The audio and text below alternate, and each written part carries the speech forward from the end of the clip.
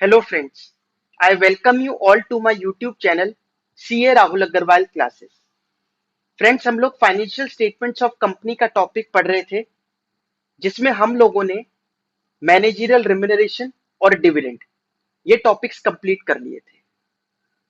आज की क्लास में हम लोग सबसे पहले बैलेंस शीट का फॉर्मेट डिस्कस करेंगे।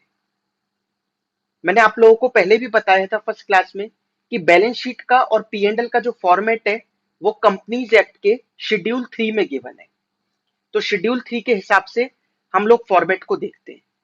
ठीक है, शेड्यूल 3 के पार्ट 1 में मैंने आपको कहा था कि बैलेंस शीट का जो फॉर्मेट है वो शेड्यूल 3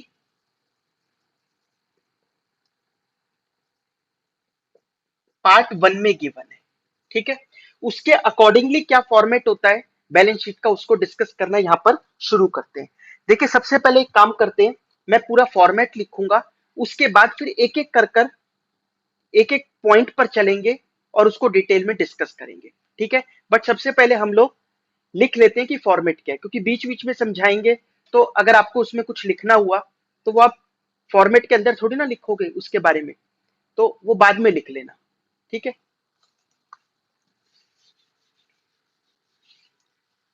तो फॉर्मेट देखिए बैलेंस शीट का कैसे होता है।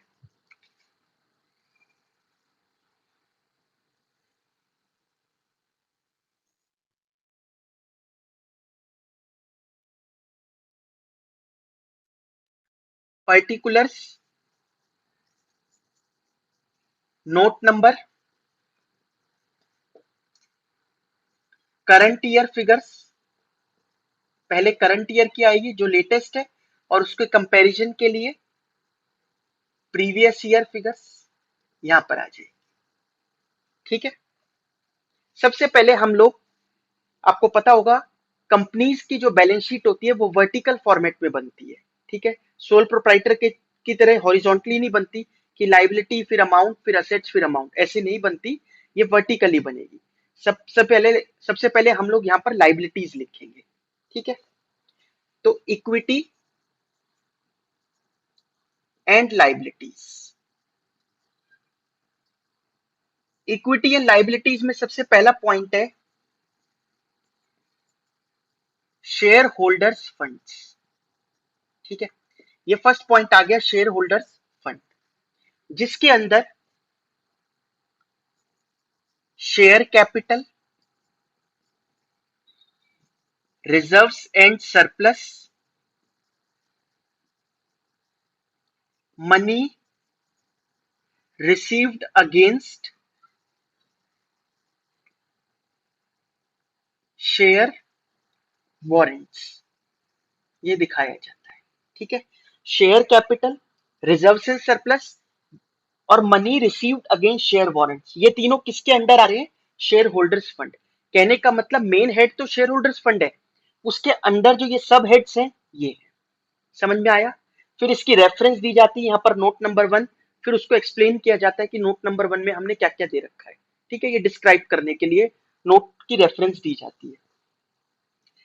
सेकंड जो मेन हेड आता है वो है share application money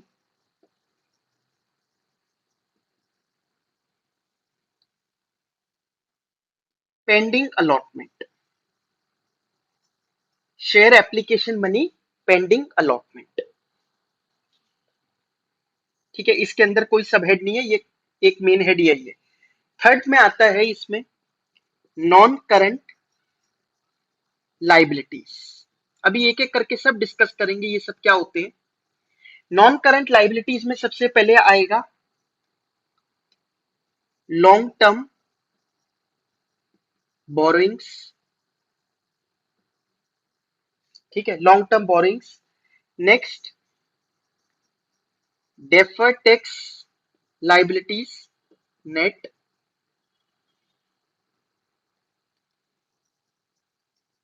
other long term liabilities, long term provisions. ठीक है, long term borrowings, deferred tax liabilities net, other long term liabilities और लॉन्ग टर्म प्रोविजंस, ये हो गया नॉन करंट लाइबिलिटीज के अंदर के सब हेड्स। फोर्थ पॉइंट होता है करंट लाइबिलिटीज, बट आपको यहाँ पर दिखाई नहीं देगा स्क्रीन पर शायद, तो हम लोग इसको हटाकर लिख देते हैं, या यहाँ पर आपको दिख जाएगा। तो मैं करंट लाइबिलिटीज, करंट लाइबिलिटीज में पहला आता है शॉर्ट टर्म बोरोइंग्स।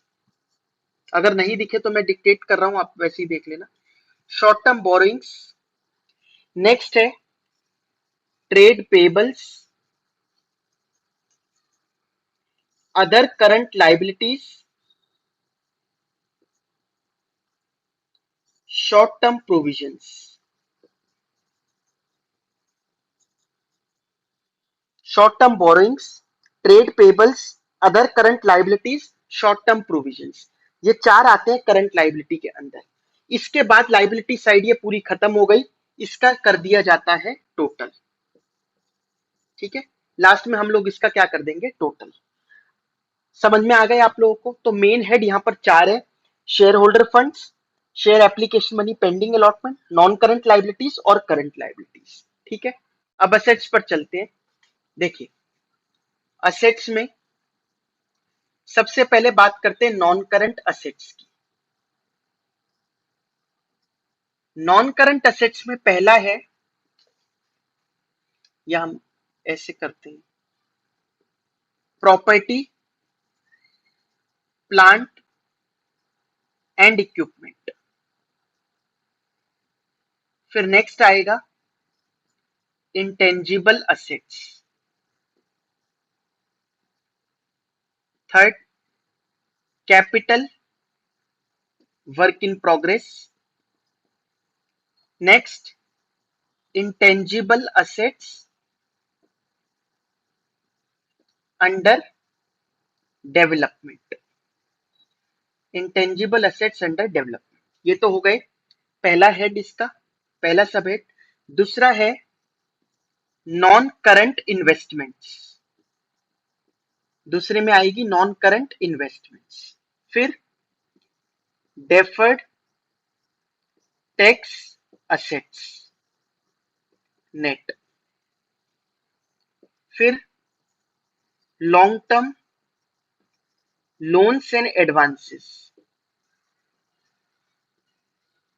लास्ट है अदर नॉन करंट असेट्स। आया समझ में?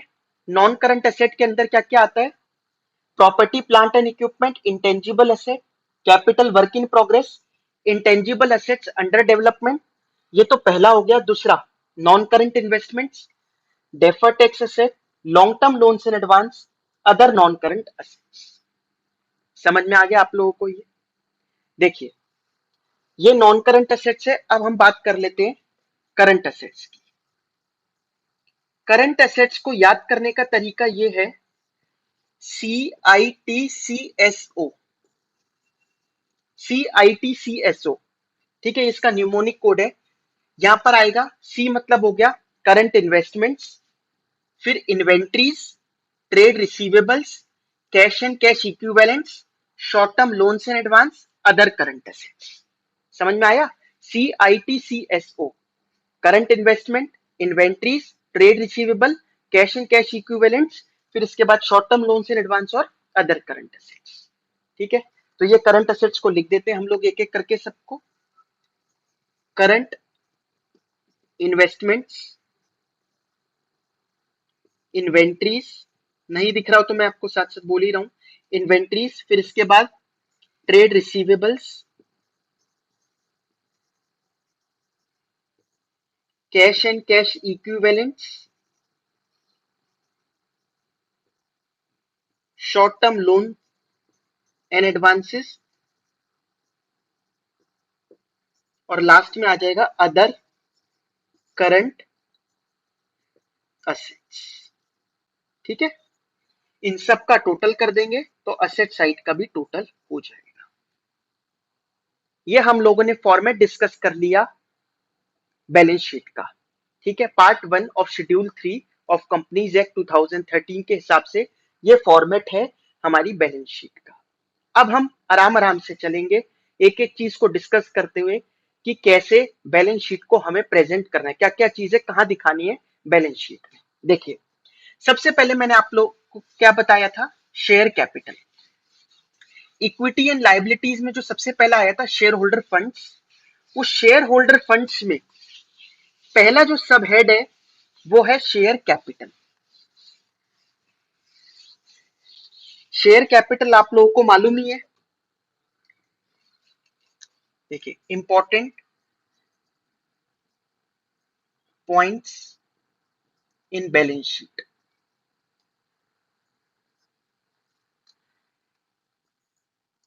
शेयर कैपिटल, जो कंपनी ने शेयर्स इशू कर रखे हैं उसके बारे में बात कर रहा है। शेयर्स दो तरीके के होते हैं, इक्विटी शेयर्स और प्रेफरेंस शेयर्स, दोनों शेयर कैपिटल में आएंगे। किस तरीके से प्रेजेंट करना है, देखिए, सबसे पहले हम क्या दिखाएंगे, ऑथोराइज शेयर कैपिटल अपनी, ठीक है, वो बात और है। ऑथराइज शेयर कैपिटल या फिर नॉमिनल शेयर कैपिटल, इसका मतलब यह कि कंपनी कितनी कैपिटल इशू कर सकती है, इतना मैक्सिमम उसको अलाउड है इशू करना। एक्चुअल में कितनी करी दैट में डिफर, लेकिन ऑथराइज का मतलब है इतनी टोटल कर सकती है मैक्सिमम। इसलिए यहां पर अंडरलाइन लगा दिया कि ये कैलकुलेट नहीं करना, क्योंकि कितनी कर सकती है इसका कोई फाइनेंशियल इंपैक्ट थोड़ी ना आएगा, कितनी एक्चुअल में कर रखी है वही तो बैलेंस शीट की लायबिलिटी साइड में जाना चाहिए। तो यहां पर इसको हटा दिया। नेक्स्ट होता है इशूड शेयर कैपिटल, कितनी उसमें से इशू कर रखी है। अब जो मेन चीज आती है वो है जो हमारी बैलेंस शीट में जाएगी, subscribed share capital. Subscribed share capital में हमें subscribed and fully paid up, एक तो ये दिखाना है, subscribed but not fully paid up. ध्यान से समझना, subscribed and fully paid up मतलब पूरे पैसे शेयर उन शेयर्स पर आ गए हैं, जिन शेयर्स पर जितने हमारी फेस वैल्यू थी शेयर की, वो पूरे पैसे कंपनी को रिसीव हो चुके हों, वो तो आएंगे subscribed and fully paid up में। नेक्स्ट क्या आता है, subscribed but not fully paid up. But not fully paid up का क्या मतलब है, वो शेयर्स आएंगे इसमें जो या तो शेयर होल्डर ने पूरे पैसे नहीं दिए या फिर कंपनी ने ही पूरे पैसे नहीं मंगवाए। दोनों केस हो सकते हैं ना, या तो उसने नहीं दिए या कंपनी ने नहीं मंगवाए। दोनों ही केस में ये कि वो फुल्ली पेड अप तो एटलीस्ट नहीं है, तो वो वाले शेयर्स यहां पर शो किए जाएंगे। जैसे 10 रुपए का शेयर है, अभी 7 रुपए रिसीव हुए उस पर, तो इतने शेयर्स ऑफ रुपीज इतने ईच कॉमा 7 पेड अप, तो 7 पेड अप कर यहां पर अमाउंट आ जाएगा। ये इंपॉर्टेंट चीज है क्या, less calls in arrears. Calls in arrear को हमें माइनस करना होता है only if shares not forfeited. ये बहुत इंपॉर्टेंट बात है, अगर हमने शेयर्स को फॉरफिट ही कर दिया, उनके शेयर्स को कैंसिल ही कर दिया, तो फिर वो कॉल्स इन अरियर कहां बचा।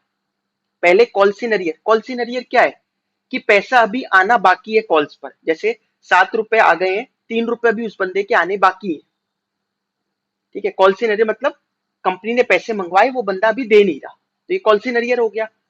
लेकिन अगर उसके शेयर ही कंपनी ने कैंसिल कर दिए तो वो अरियर में नहीं रहा, वो खत्म हो गया, तो वो यहां से हट जाएगा। कॉल्स इन अरियर सिर्फ उस केस में आएगा जब अभी भी शेयर्स पड़े हुए हैं, अभी भी कंपनी वेट कर रही है कि शायद वो आ जाएगा बेचारा, तो वो कॉल्स इन अरियर। एक तरीके से डेटर कह सकते हो आप, पैसा आना है, मतलब डेटर बहुत अलग चीज हो गई नेचर वाइज, लेकिन है तो दोनों ही कि पैसा आना है, तो वो उसी तरीके से होगा कॉल्स इन अरियर। आया समझ में, पैसा मिलना बाकी है, लेकिन अगर शेयर ही फॉरफिट कर दिए फिर कहां बाकी है, तब नहीं आएगा। एड शेयर्स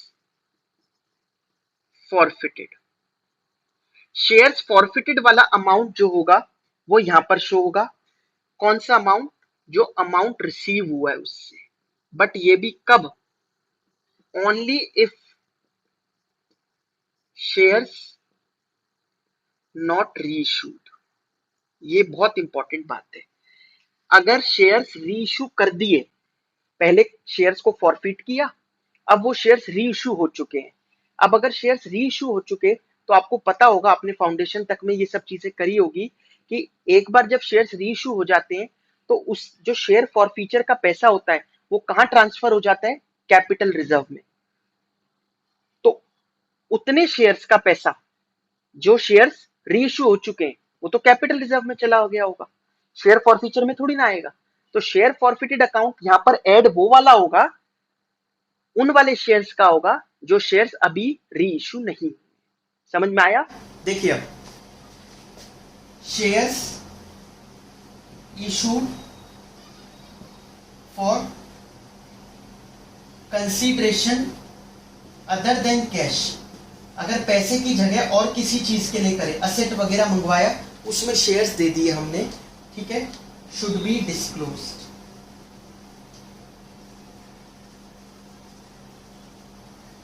ठीक है, जो भी शेयर्स हमने कंसीडरेशन अदर देन कैश में करवाए हैं उसको हमें अलग से, मतलब ब्रैकेट में लिख सकते हैं कि इतने शेयर्स हमने कंसीडरेशन अदर देन कैश में इशू करें।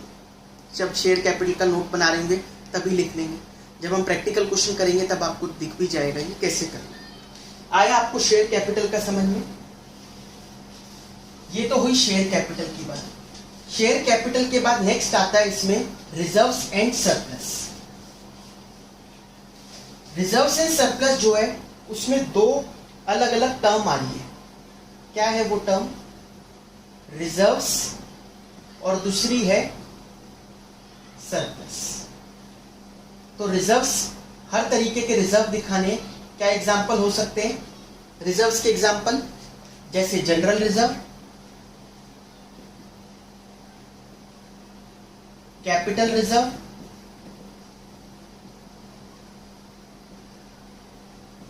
Securities premium reserve, debenture redemption reserve.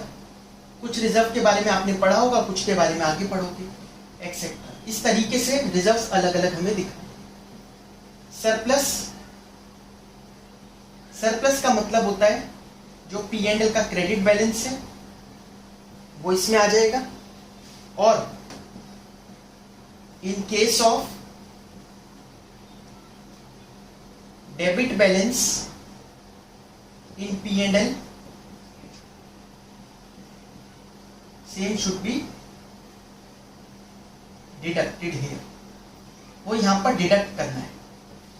पहले के टाइम पे असेट साइड पे दिखाया करते थे। आपने पार्टनरशिप में भी कुछ क्वेश्चंस ऐसे देखे होंगे जिसमें बैलेंस शीट में P&L को असेट साइड पर दिखा रखा है, लॉस वाले को। लेकिन यहाँ पर क्या करते हैं कंपनीज में, जो लॉस होगा वो रिजर्व से सरप्लस में से ही आपको डिडक्ट कर कर दिखाना पड़ेगा। आया समझ में? इसमें एक चीज और लिख सकते हो आप, क्योंकि एक आध बार पूछी जा सकती है, शेयर्स ऑप्शन आउटस्टैंडिंग। जो शेयर्स ऑप्शन आउटस्टैंडिंग है, ये जो एम्प्लॉयज को, रिलेटेड टू एम्प्लॉयज है, ये एम्प्लॉयज को शेयर्स दिए जाते हैं, कुछ स्कीम वगैरह होती है, ईसोप स्कीम, उसमें जो शेयर्स दिए जाते हैं कम प्राइस पर, तो वो जो कंपनी जितने पैसे लगाती है वो सब इसमें आता है। ठीक है, तो ये भी किसका पार्ट बनता है? रिजर्व्स एंड सरप्लस का। पहला था शेयर कैपिटल, दूसरा रिजर्व्स एंड सरप्लस, तीसरा क्या है? Money received against share warrants. Share warrants क्या होते हैं? देखिए, शेयर वारंट्स का मतलब होता है एक राइट दे देना। ये जनरली प्रमोटर्स वगैरह को दिया जाता है। एक राइट दे दिया कि आप शेयर्स ले सकते हो, खरीद सकते हो आगे, तो आप शेयर्स बाद में एक्वायर कर सकते हो। ये एक राइट मिल गया, ठीक है, शेयर कैपिटल नहीं है, आगे चलकर तो ये भी शेयर्स में कन्वर्ट होंगे, तो इसी के अंडर आता है, शेयर होल्डर फंड के अंडर, लेकिन सेपरेटली दिखाया जाता है। तो शेयर, ठीक है, वारंट्स इसमें आ गया, money received against share warrants.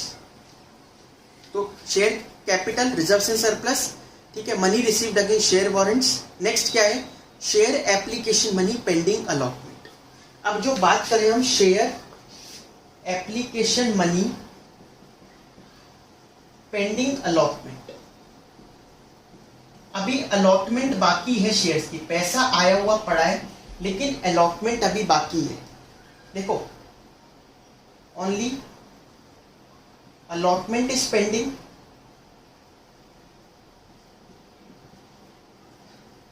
तो यहां पर अलग से दिखाई जाएगी share application money pending allotment में।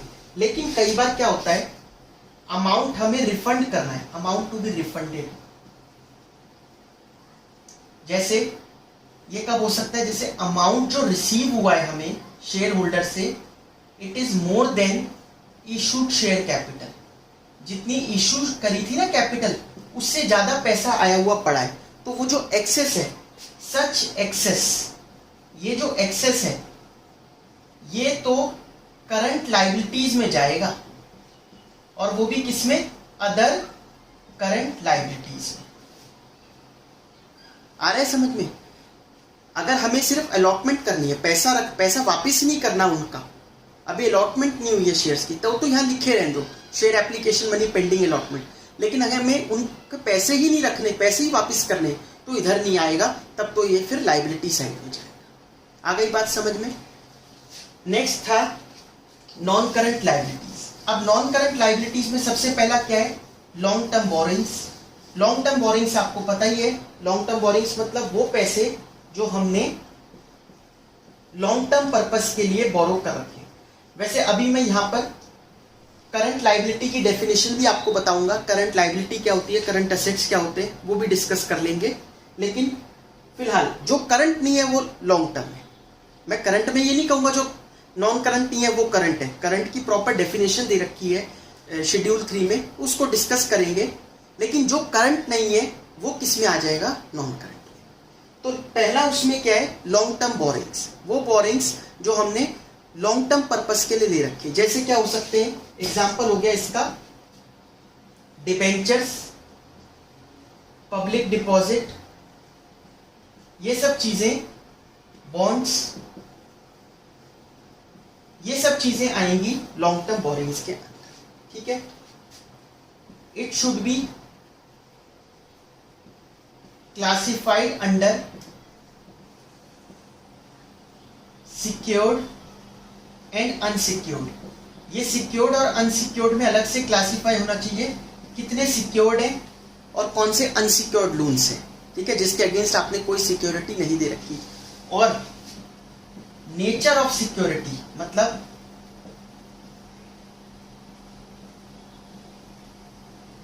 Should also be disclosed. क्या मतलब हुआ, सिक्योर्ड और अनसिक्योर्ड बताना है, कौन सा सिक्योर्ड है, किसके अगेंस्ट आपने कुछ ना कुछ गिरवी रख रखा है, और अनसिक्योर्ड कौन सा है। और जो भी सिक्योर्ड है उसकी डिटेल भी बतानी है, जैसे क्या आपने अपनी प्लांट एंड मशीनरी को हाइपोथेकेट कर रखा है या और क्या चीज को कर रखा है, उसकी आपको डिटेल भी मेंशन करनी होती है। तो nature of security should also be disclosed. तो पहला हो गया लॉन्ग टर्म बोरिंग्स। इसके बाद नेक्स्ट आता है डेफर्ड टैक्स लायबिलिटीज। इसके ऊपर अलग से अकाउंटिंग स्टैंडर्ड और इंड एएस है, मतलब जिस पे एएस लगता है वहां एएस फॉलो होगा। डेफर्ड टैक्स लायबिलिटी, यहां पर डेफर्ड टैक्स लायबिलिटी है और असेट साइड पर डेफर्ड टैक्स असेट है। इसके बारे में आपसे पूछ तो सकता नहीं, क्योंकि इसके लिए तो अलग से अकाउंटिंग स्टैंडर्ड है, वहीं पर पूछेगा जब अकाउंटिंग स्टैंडर्ड आएगा। तो डेफर्ड टैक्स लायबिलिटी और डेफर्ड टैक्स एसेट होते क्या है, एक ही आ सकता है दोनों में से, या तो लायबिलिटी आएगा या एसेट आएगा। देखो, अकाउंटिंग जब हम करते हैं तो अकाउंट्स के हिसाब से, जो कंपनीज एक्ट को फॉलो करते हुए हम अकाउंटिंग कर रहे हैं, उसके हिसाब से हमारा टैक्स कुछ और बन सकता है। और इनकम टैक्स प्रोविजंस के हिसाब से, जब आप इनकम टैक्स के हिसाब से इनकम निकालोगे तो वो इनकम अलग हो सकती है, तो उस पर टैक्स का अमाउंट अलग निकल सकता है। ठीक है, अच्छा, ये जो डिफरेंसेस होते हैं ना, उसको भी दो पार्ट में डिवाइड करते हैं। मैं हल्का सा हिंट दे रहा हूं आपकी नॉलेज के लिए। एक होते हैं परमानेंट डिफरेंसेस, दूसरे होते हैं टेम्पररी डिफरेंसेस।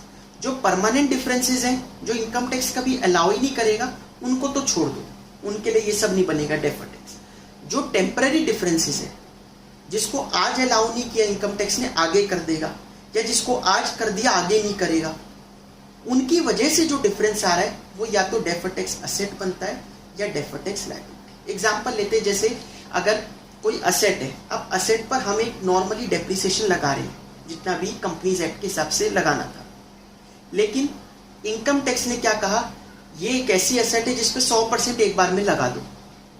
अब इनकम टैक्स ने 100% लगवा दिया, लेकिन हमने अकाउंट्स में नहीं लगाया था।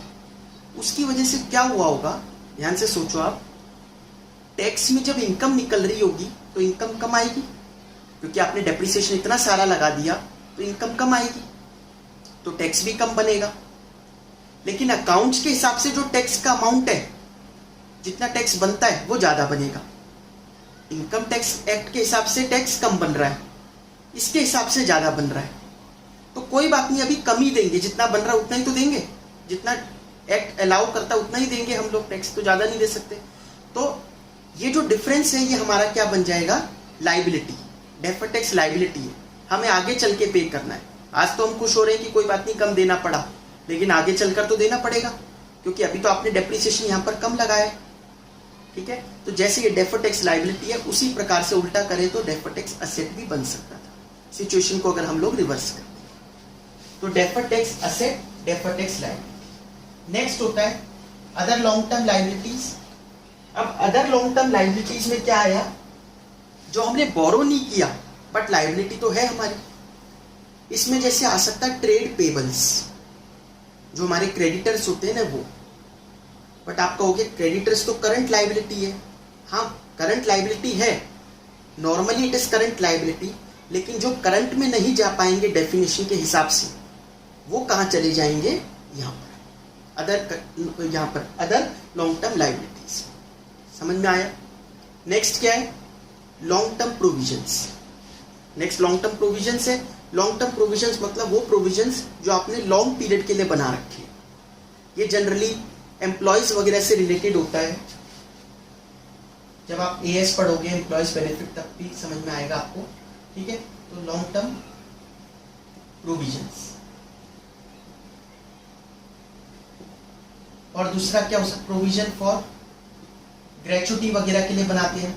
एम्प्लॉयज को जैसे रिटायरमेंट बेनिफिट वगैरह देने के लिए हमने प्रोविजन बना रखा है, तो वो तो जब वो रिटायर होगा तब देना है, करंट तो नहीं कह सकते इसको, ये क्या होगा, नॉन करंट होगा। ऐसे प्रोविजन फॉर वारंटीज, वारंटी वगैरह का प्रोविजन बनाना, जो कोई कंपनी वारंटी वगैरह देती है अपने कस्टमर्स को कि आप इतने साल बाद आकर ले जाना, अगर मतलब रिप्लेस करवा लेना, तो उस सब चीज़ों के लिए भी प्रोविजन बनाए जाते हैं, वो भी क्या होगा, लॉन्ग टर्म लाइबिलिटी कहलाएगा। आया समझ में। लॉन्ग टर्म प्रोविजंस ये हो गया। तो नॉन करंट लाइबिलिटीज खत्म हुई। नॉन करंट लाइबिलिटीज के बाद नेक्स्ट आता है करंट लाइबिलिटीज। अब करंट लाइबिलिटी और करंट एसेट देखिए क्या है। तो करंट एसेट की डेफिनेशन लिख देते हैं पहले। A current asset is an asset which satisfies any of the four conditions as follows। जो नीचे चार कंडीशंस दे रखी हैं, इनमें से एक भी सेटिस्फाई कर दे तो वो क्या कहलाएगा, करंट एसेट। एक भी सेटिस्फाई कर दे तो to be realized, sold, consumed within the operating cycle of the company।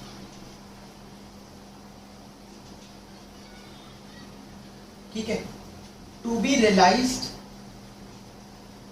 within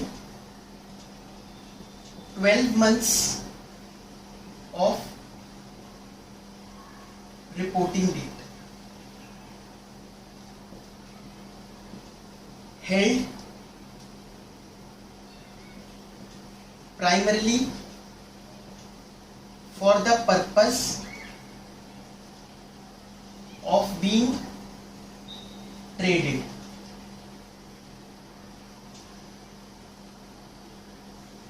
cash and cash equivalent unless restricted to use for 1 year।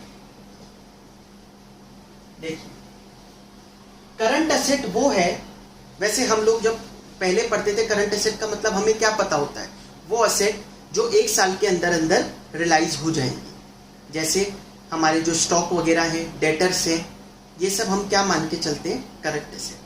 तो वो जो आपको पता है पॉइंट, वो भी है यहाँ, ये रहा, to be realised within 12 months of reporting date. Reporting date मतलब जब आप जिस डेट पे रिपोर्टिंग कर रहे हो, 31 मार्च या 31 दिसंबर, जब भी आप बैलेंस शीट बना रहे हो, उसके 12 महीने के अंदर अंदर रियलाइज हो जाएगा, तो ये करंट एसेट है। ये तो कंडीशन है ही, और भी कुछ कंडीशंस अगर फुलफिल कर दे, ये ना करे कोई और ही कर दे, तो भी वो क्या कहलाएगा, करंट एसेट कहलाएगा। नेक्स्ट कंडीशन क्या है, देखिए, to be realise sold consumed. बात वो ये, जैसे रियलाइज मतलब पैसों में आ जाए, सोल्ड मतलब बिक जाए, कंज्यूम्ड मतलब हम उसको यूज कर लें। यूज कर लें मतलब जैसे raw material, stock of raw material, वो भी क्या है, करंट एसेट। कब, with in operating cycle of the company. अगर कंपनी के ऑपरेटिंग साइकिल के विद इन ही ये रियलाइज हो जाता है, तो भी वो करंट एसेट कहलाएगा। ऑपरेटिंग साइकिल होता क्या है, ऑपरेटिंग साइकिल का मतलब है कंपनी ने कब पैसा लगाया और कब उस पैसे को वो रियलाइज कर रही है, इसकी जो साइकिल है, वो साइकिल कहलाती है ऑपरेटिंग साइकिल। मतलब देखिए, कंपनी ने क्या किया, इधर समझा देते हैं, इधर दिख रहा है ना आपको, हाँ। कंपनी ने क्या किया, सबसे पहले cash paid for raw materials, raw material के लिए पैसा पे किया, पैसा फंस गया, पैसा यहां पर लग गया। अब ये रॉ मटेरियल फैक्ट्री में काम चला, इस पर ये क्या बन गए, काम चलना शुरू हुआ, वर्क इन प्रोग्रेस बन गए, WIP का स्टॉक बन गए। थोड़े दिन में काम पूरा हो गया, अब ये क्या बन गए, फिनिश्ड गुड्स बन गए। अब ये फिनिश्ड गुड्स बिक गए, और अगर ये क्रेडिट पर बिके तो ये हमारे क्या बन गए, डेटर्स बन गए। डेटर से एक दिन कैश रियलाइज हो गया, कैश यहां पे किया था, यहां रियलाइज हुआ, this is called operating cycle.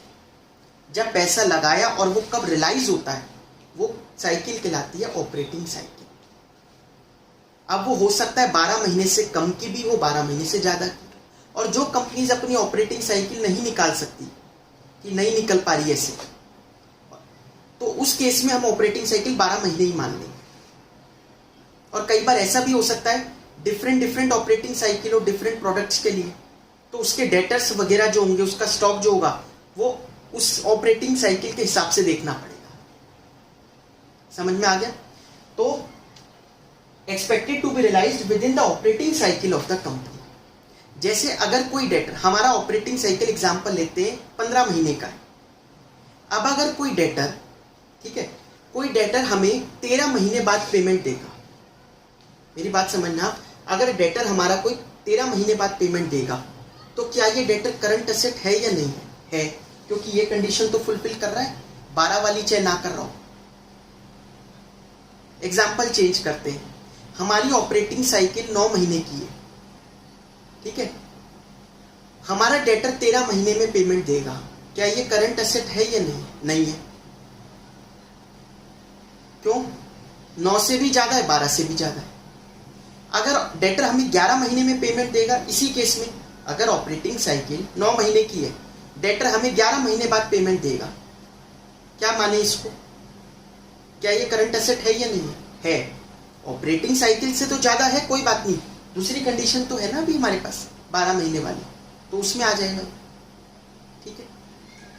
Next है held primarily for the purpose of being traded, trade करने के लिए ही रखा है, बेचने के लिए ही है, तो ये फिनिश्ड गुड होगा इसमें। समझ में आ गया? तो इसमें आ जाएंगे finished goods. Cash and cash equivalents unless restricted to use for 1 year. अगर कोई रिस्ट्रिक्शन लगी हुई है कि आप उसको यूज ही नहीं कर सकते, तब तो कैश एंड कैश इक्विवेलेंट उसको नहीं मानेंगे। ठीक है, पैसा आपके पास रखा जरूर है लेकिन आप उसको यूज नहीं कर सकते, और एटलीस्ट 1 साल तक तो यूज ही नहीं कर सकते। जैसे ये मार्जिन मनी वगैरह होते हैं जो शेयर्स में डील करते हैं, उनको पता होगा। तो मार्जिन मनी हो गए, या किसी बैंक में एक इतना बैलेंस मेंटेन करके रखना पड़ रहा है। एक एस्क्रो अकाउंट, अगर आप में से कोई ऑडिट पे जाता हो तो आपने देखा हो कुछ एस्क्रो अकाउंट्स होते हैं जिसमें पैसा रिस्ट्रिक्शन होता है कि उसमें आप पैसा निकाल नहीं सकते, उन सबको बोलते हैं रिस्ट्रिक्शन वाला पैसा। तो अगर कोई रिस्ट्रिक्शन नहीं है तो कैश एंड कैश इक्विवेलेंट भी क्या कहलाएगा? Current asset. अब एक दिक्कत क्या है, कैश तो ठीक है, कैश इक्विवेलेंट क्या होता है, इसकी डेफिनेशन शेड्यूल 3 में नहीं गिवन। समझ में आया? कैश इक्विवेलेंट क्या होता है, इसकी डेफिनेशन शेड्यूल 3 में गिवन नहीं है। कहां से उठानी पड़ेगी? Companies act. कहां से उठानी पड़ेगी? AS 3 से, कैश फ्लो स्टेटमेंट से। वहां पर क्या बोलता है, कैश इक्विवेलेंट क्या होते हैं? Short term highly liquid investments convertible into cash within 3 months। जो 3 महीने के अंदर अंदर कैश में कन्वर्ट हो जाए आराम से, वो कहलाएगा cash equivalent as per AS 3। ठीक है, तो short term highly liquid investments convertible into cash within 3 months, जो 3 महीने के अंदर अंदर कैश में कन्वर्ट हो जाए वो कैश इक्विवेलेंट है। जो 3 महीने के अंदर ना हो वो कैश इक्विवेलेंट नहीं है। समझ में आया? एक चीज और इससे पहले मैं आपको बताऊं, अगर कोई भी कॉन्फ्लिक्ट होता है AS में और शेड्यूल 3 में, कोई भी कॉन्फ्लिक्ट होता है AS और शेड्यूल 3 में, ये याद रख लेना आप। तो आप कहो तो मैं यहां लिख देता हूं। तो AS प्रिवेल करेंगे, हमारे अकाउंटिंग स्टैंडर्ड प्रिवेल करेंगे, शेड्यूल 3 उस टाइम प्रिवेल नहीं करेगा। या आप याद रख लेना, in case of conflict, conflict के केस में AS will prevail over schedule 3 के ऊपर AS जो हमारे अकाउंटिंग स्टैंडर्ड्स हैं वो प्रिवेल कर जाएंगे। तो ये मैंने आपको कैश इक्विवेलेंट का मतलब बताया। अब दिक्कत क्या है, ऐसे भी तो इन्वेस्टमेंट्स हो सकती हैं, ऐसा भी तो पैसा हो सकता है जो 4 महीने में रियलाइज होगा, 3 में नहीं होगा, 4 में होगा। तो उसको क्या कैश एंड कैश इक्विवेलेंट दिखा पाएंगे? नहीं दिखा पाएंगे, क्योंकि कैश इक्विवेलेंट की डेफिनेशन इन्होंने तो दी नहीं। अब किसकी लेनी पड़ेगी डेफिनेशन? AS की। तो AS तो यही कहता है कि 3 महीने वाला ही कैश इक्विवेलेंट है। ठीक है, तो कैश एंड कैश इक्विवेलेंट तो यहां पर आ गए, लेकिन बचे हुए कैश का क्या करें जो 4 महीने के अंदर रियलाइज होंगे? तो इसलिए क्या बेटर किया जाता है, हम इसकी जगह क्या लिख लेंगे, वहां पर लिख लेंगे कैश एंड बैंक बैलेंसेस। जो हम अपना फॉर्मेट बनाएंगे ना बैलेंस शीट का, वहां पर कैश एंड कैश इक्विवेलेंट की जगह क्या लिख लेंगे? Cash and bank balances. उसके फिर 2 पार्ट कर लेंगे, कैश एंड कैश इक्विवेलेंट्स और अदर बैंक बैलेंसेस या other balances. Cash and bank balance में कैश एंड कैश इक्विवेलेंट को अलग कर दो, और जो उसमें नहीं फिट बैठ पा रहे 3 महीने की डेफिनेशन में, वो नीचे ले आओ। लेकिन अगर कोई 13 महीने में हो रहे हैं, तो अगर कोई 13 महीने, ऑपरेटिंग साइकिल भी अगर 12 से नीचे की है, तो 13 महीने में हो रहे हैं, तब क्या करेंगे? तब तो फिर वो करंट में ना आकर किस में आएगा? Non current. अगर कोई FD हमारी 12 महीने से भी ज्यादा की है, तो वो फिर करंट असेट थोड़ी ना हुई, तो वो तो नॉन करंट एसेट में चली जाए। आया समझ में? तो करंट एसेट की हमने ये डेफिनेशन डिस्कस कर ली।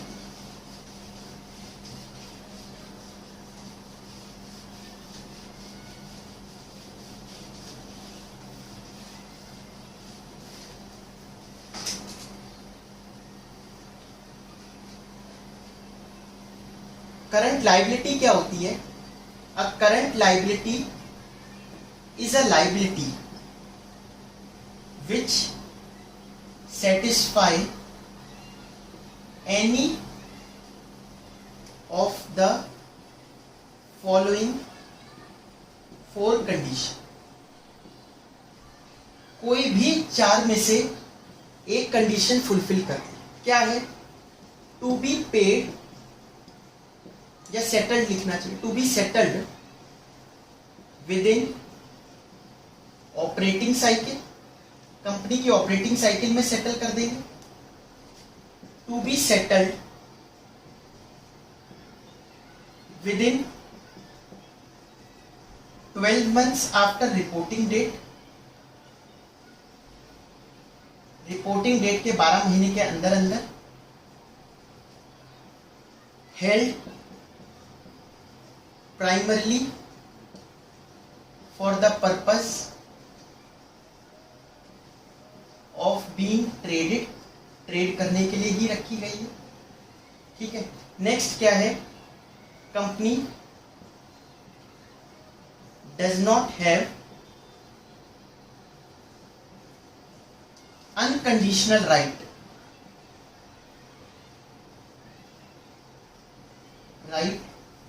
to defer the payment beyond 12 months, वो कहलाएगी करंट लायबिलिटी। तो जो ऑपरेटिंग साइकिल के अंदर अंदर पे हो जाए, ऑपरेटिंग साइकिल मैंने आपको बता दिया, या 12 महीने के अंदर अंदर पे हो जाए, held primarily for the purpose, trade करने के लिए ही है लायबिलिटी वो।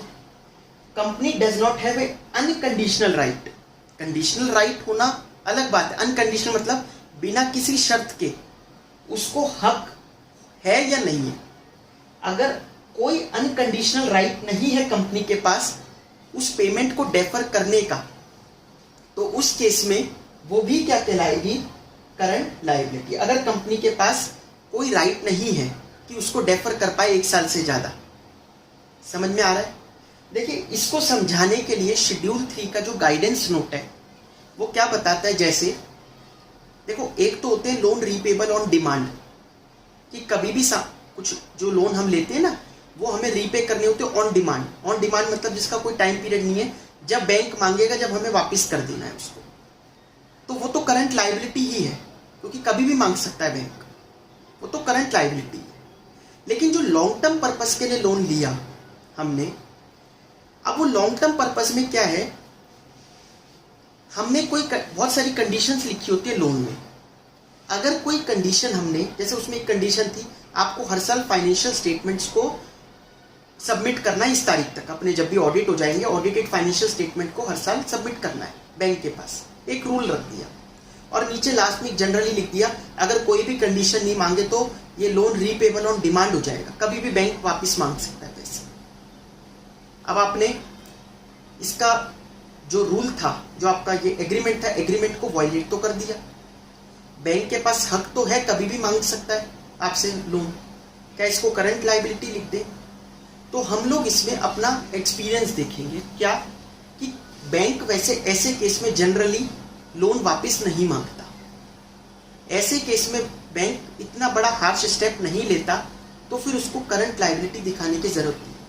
लेकिन आपने कोई बहुत बड़ा जो एक मटेरियल प्रोविजन था उसमें, जो एक सिग्निफिकेंट प्रोविजन था अपने एग्रीमेंट में, उसको वायलेट कर दिया, उसको वायलेट कर दिया, तो ऐसे केस में आपका ये अनकंडीशनल राइट आपके पास से चला जाएगा, आप उसको डेफर नहीं कर सकते, कभी भी मांगने आ सकता है बैंक, तो वो क्या बन जाएगा? हमारी करंट लायबिलिटी। आया समझ में आपको? ये होती है करंट लायबिलिटी। करंट लायबिलिटी में पहले बता रखा है शॉर्ट टर्म बोरिंग्स, मतलब वो बोरिंग्स जो हमने शॉर्ट पीरियड के लिए ली है, जैसे बैंक से लोन वगैरह लेना 1 साल का। और उसमें एक चीज और आएगी शॉर्ट टर्म बोरिंग्स में, current मैच्योरिटीज of long term debt. समझ रहे हो आप? लॉन्ग टर्म डेट की करंट मैच्योरिटीज मतलब जैसे आपने 10 साल का लोन लिया है और इंस्टॉलमेंट बना दी बैंक ने, ऐसे ऐसे आपको आना है देने, तो वो इंस्टॉलमेंट जो आपको जस्ट अगले साल ही देनी है, वो तो विद इन 12 मंथ सेटल करनी है, तो वो वाला हिस्सा उस लोन का करंट लाइबिलिटी में दिखाना है। बचा हुआ जो लोन है, ठीक है, जो बचा हुआ लोन है वो कहाँ दिखाना है, नॉन करंट लाइबिलिटी। मतलब आपको अपनी लाइबिलिटी को बाइफरकेट करना है। Amount which is to be paid within 1 year वो करंट में, और जो रिमेनिंग पोर्शन है वो नॉन करंट। समझ में आया। शॉर्ट टर्म बोरिंग्स के बाद नेक्स्ट आता है ट्रेड पेबल्स। अब ट्रेड पेबल्स में भी दो चीजें आ गई, एक तो क्रेडिटर्स और दूसरा क्या होगा, बिल्स पेबल। मतलब हमारी जो, हम ऐसे कह सकते हैं हमारी एक्सेप्टेंसेस जो होती है, एक्सेप्टेंस जो हमने कर रखी है वो सब ट्रेड पेबल्स में चला जाएगा। ठीक है। और फिर अदर करंट लाइबिलिटीज में क्या जाएगा, अदर करंट लाइबिलिटीज में जैसे अगर हमने कोई इनकम रिसीव्ड इन एडवांस हो गई, तो ये कोई लोन तो है नहीं जो शॉर्ट टर्म बोरिंग में दिखाएं, ट्रेड पेबल भी नहीं है, income received in advance. Outstanding expenses, salary outstanding, कुछ भी आउटस्टैंडिंग है, कहाँ जाएगा, अदर करंट लाइबिलिटीज। ठीक है। फिर आता है next short term provisions. Short term provisions कहाँ जाएगा, शॉर्ट टर्म प्रोविजन में मतलब क्या क्या आएगा, शॉर्ट टर्म प्रोविजन में जैसे प्रोविजन फॉर टैक्स। अब टैक्स का प्रोविजन बनेगा, टैक्स का प्रोविजन क्यों बना रहे हम भाई, बैलेंस शीट तो हम बना रहे हैं 31 मार्च तक की, 31 मार्च को ही सब कुछ बुक कर रहे हैं, लेकिन 31 मार्च वाला टैक्स मतलब 21-22 का टैक्स 21-22 में पे ना होकर कब होगा, 22-23 में। इसकी रिटर्न तो बाद में जाएगी ना, टैक्स का जो कंप्यूटेशन वगैरह है, ऑडिट है, सब रिटर्न ये सब बाद में होगा काम, तो पेमेंट बाद में होगी, लेकिन टैक्स का प्रोविजन तो पहले ही बनाना पड़ेगा। ठीक है। वो बात और है, आपका हो गया एडवांस टैक्स तो पे होता है तो उसके अलग ट्रीटमेंट होता है, एडवांस टैक्स तो अलग से दिखाया जाता है, प्रोविजन फॉर टैक्स तो बनाना ही पड़ेगा। तो प्रोविजन फॉर टैक्स एक लाइबिलिटी होगी जो, क्योंकि 1 साल की ही है, तो ये कहाँ दिखाई जाएगी, करंट लाइबिलिटीज। समझ में आ गया। ये सारा हमारा लाइबिलिटी का पोर्शन था। इसके बाद असेट्स तो सिंपल है। असेट्स में सबसे पहले वही non current asset, current asset definition तो मैंने करंट की बताई दी आपको। अब नॉन करंट में पहला प्रॉपर्टी प्लांट एंड इक्विपमेंट।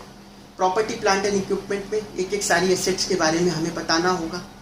फिर उसके बाद क्या आता है, इंटेंजिबल एसेट्स। इंटेंजिबल एसेट में पेटेंट, ट्रेडमार्क, कॉपीराइट, गुडविल, ये सब चीजें आ गई।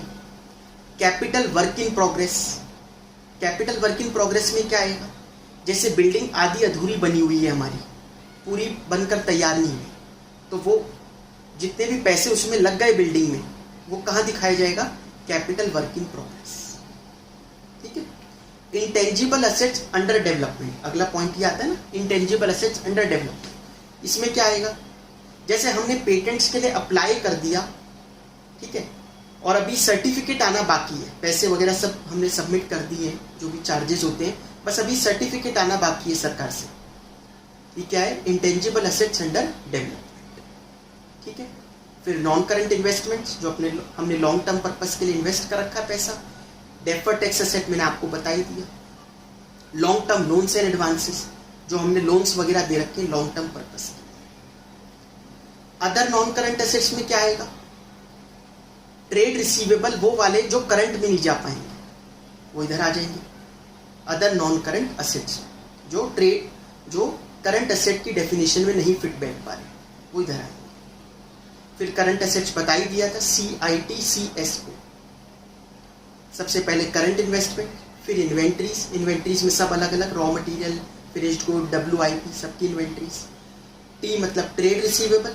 ट्रेड रिसीवेबल में डेटर्स और हमारा बिल्स रिसीवेबल अलग अलग करके दिखाना है आपको। फिर CSO मतलब कैश एंड कैश इक्विवेलेंट, और बेटर क्या होगा, कैश एंड बैंक बैलेंसेस लिखो, क्योंकि मैंने आपको भी इसका रीजन बता ही दिया। Short term loans and advance. फिर लास्ट में आता है other current asset. Other current asset पे क्या आ सकता है, अक्रूड इनकम, अक्रूड इंटरेस्ट वगैरह, वो इसमें आ जाएगा। ठीक है।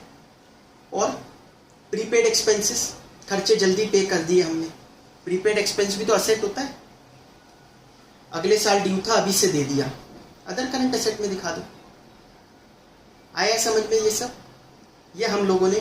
अच्छा, कैश इन बैंक बैलेंसेस में फिर ना आप जो बैंक का बैलेंस दिखा रहे हो वो भी शेड्यूल्ड बैंक से कितना है, नॉन शेड्यूल्ड बैंक से कितना है, ठीक है, वो अलग अलग मेंशन करना चाहिए, बेटर वही रहता है।